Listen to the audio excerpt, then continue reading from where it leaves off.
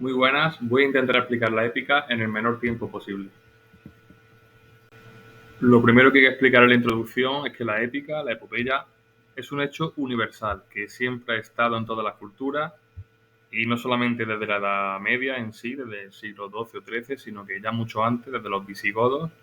Según Menéndez Pidal, ya había épica y si la había en los visigodos, yo diría que prácticamente cualquier pueblo, cualquier colectividad que quisiera saber sobre su héroe y quisiera narrar esos acontecimientos, ya tenía su propia épica.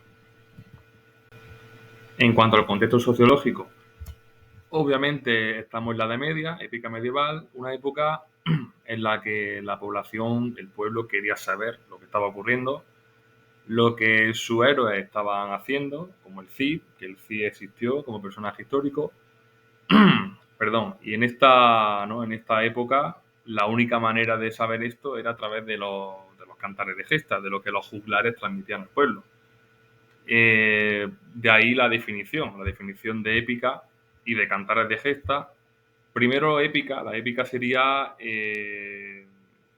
yo la definiría, aparte de lo que dicen los críticos, de un modo bastante sencillo. Es todo aquel acontecimiento, toda aquella narración donde domine, donde prime el honor y el riesgo, ¿no? La búsqueda del honor a través del riesgo. Eso es la épica. Un hecho épico es un hecho donde se consigue el honor, se consigue el éxito, poniendo en riesgo tu vida o tu integridad física, que es lo que hacía, por ejemplo, nuestro héroe épico más famoso, que es el Cid. Y un cantar de gesta es ese cantar que los juglares, esos cantares que los juglares cantaban, valga la redundancia, a la población, ya que esa era la única manera de que el pueblo supiera lo que estaba ocurriendo. Hoy en día ponemos la tele o con el teléfono móvil y sabemos al instante lo que está ocurriendo. En aquella época la única manera, para la gran mayoría del pueblo, eran los cantares de gesta. De ahí que voy adelantando ya con la difusión, que es el tercer punto de esas nociones generales. Para la difusión era muy importante que los cantares se entendieran, que el lenguaje fuera sencillo, que no tuviera cultismo, vocabulario demasiado oculto, porque en esos sitios, esos lugares donde los juglares cantaban esos cantares de gesta, había gente de todas las clases sociales y la gran mayoría no sabía ni leer ni escribir. Y terminando con las clases, principalmente dos, la heroica, que iba dirigida a la audiencia, a una audiencia popular, y la culta, que normalmente estaba escrita en latín, pero por ejemplo tenemos el libro de Alexandre, que estaba escrito en lengua romance. Pero bueno, la culta, la gran mayoría, sí es verdad que estaba escrita en latín. De ahí que sea culta, porque la gran mayoría de la población no podía entenderlo, ¿no? Vamos ahora con la epopeya castellana y empiezo con los rasgos que hacen que la épica castellana sea singular o especial o diferente con respecto a otras épicas como la francesa, ¿no? Que es nuestra épica vecina. La épica francesa, por ejemplo, tenía rima consonante y unos versos bastante regulares. La española, rima sonante y unos versos bastante irregulares. La francesa era más, digamos, perfeccionista, más milimétrica, la española iba un poco más a su aire. Creo que eso refleja bastante el carácter español, ¿no? Castellano. Y sobre todo lo que la hace especial, según muchos críticos, es ese gran vitalismo que tiene y cómo refleja la tradición castellana y el espíritu castellano. Tú te lees el Cid y sale perfectamente reflejado ese espíritu castellano. Voy ahora con las características. Las generales son tres. La primera es el carácter anónimo de su obra, de la gran mayoría de su obra.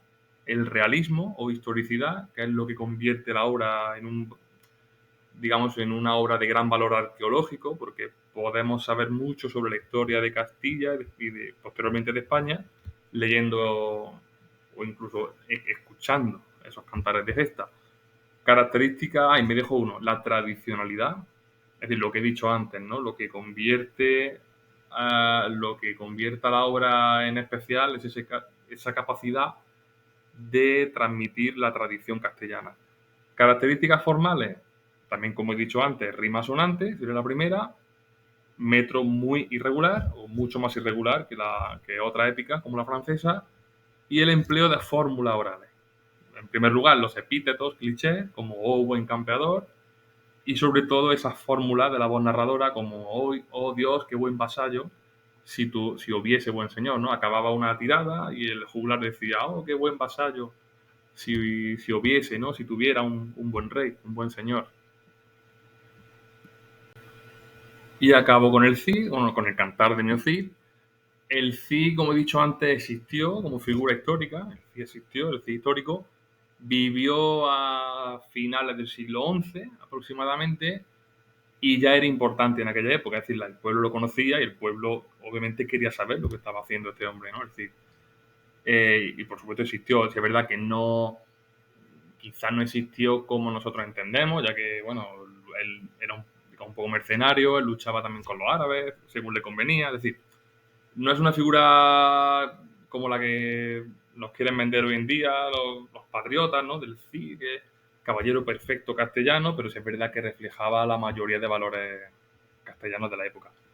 La autoría, sobre la autoría podría escribir una tesis doctoral, pero voy a resumirlo en que, según he leído en la mayoría de críticos, Pere Abad, ¿no? Con dos B y acabado en T, Pere Abad, aparece a veces como copista, simplemente copista, no como autor. Otros, como Smith, hablan de Pere Abad como autor intelectual y defiende esta idea ya que Pere Abad era jurista y conocía mucho sobre leyes, justicia, y en la obra aparecen muchos conceptos jurídicos, el valor de la justicia, y de ahí que se argumente, que se defienda que Pere Abad es el autor 100% de la obra.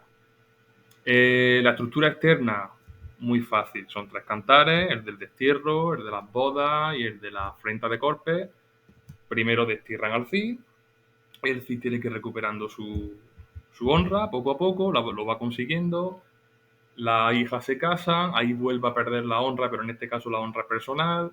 Y al final de la obra, la hija del Cid acaba mejorando ese matrimonio y se casan con los infantes de Navarra y Aragón.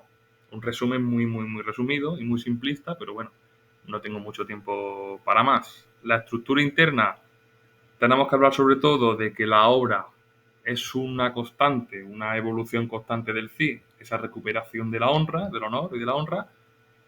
Y los personajes, pues, obviamente el Cid en relación con el rey se muestra más bien pasivo, ya que lo que conocemos del rey es lo que nos cuenta el Cid, lo que sabemos a través del Cid. El rey creo que solamente tiene dos momentos donde tiene un papel activo, uno es en el destierro, obviamente, y otro es en las primeras bodas, ¿no? Y poco más. Tampoco interviene mucho más el rey, pero sí es verdad que es una figura eh, muy importante, ya que el Cid rinde vasallaje al rey, sencillamente. También tenemos a las hijas del Cid, ¿no? Que son muy importantes en esas bodas, en esos dos matrimonios que se realizan. Y Jimena, la mujer del Cid, pero no entendamos la mujer como la esposa, como hoy en día lo entendemos, sino como una esposa y también vasalla del Cid. Hay mucha relación de vasallaje en la obra. El vasallaje es un valor muy, muy importante en la obra, tanto del vasallaje del Cid al rey, de Jimena al Cid, de los vasallos del Cid al Cid. Es que en aquella época hay que entender que esas eran las relaciones sociales y familiares, todo giraba en torno al vasallaje.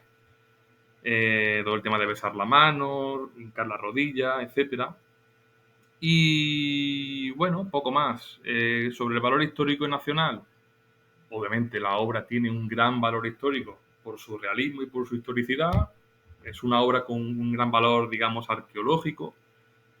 Tú lees la obra y puedes imaginar perfectamente cómo sucedían esos acontecimientos históricos. Es verdad que tiene elementos fantásticos, como el episodio del rey con los leones, que los consigue domar. Obviamente eso es imposible, ya que no, el rey no era mago, pero bueno, esos elementos fantásticos se añadían para que la gente se sorprendiera más, se acordara más de esos acontecimientos y les llegara un poco más adentro, ¿no? Al corazón, pero obviamente no todo lo que ocurre en la obra es realidad. Sí es verdad que tiene un gran, gran valor histórico. Y como valor nacional, el Cid, como he dicho antes, es un héroe, un símbolo de la nación, ¿no? de la Reconquista, si bien es cierto que no en cuanto a patriotismo, sino más bien en cuanto a los valores castellanos y a esa tradición castellana reflejada en los valores del Cid y en los valores de la sociedad. Poco más que añadir, espero haberme explicado lo mejor posible en mi primer vídeo, pero bueno, siento decir que habrá más. Espero que os haya gustado, nos vemos en la próxima. Un saludo.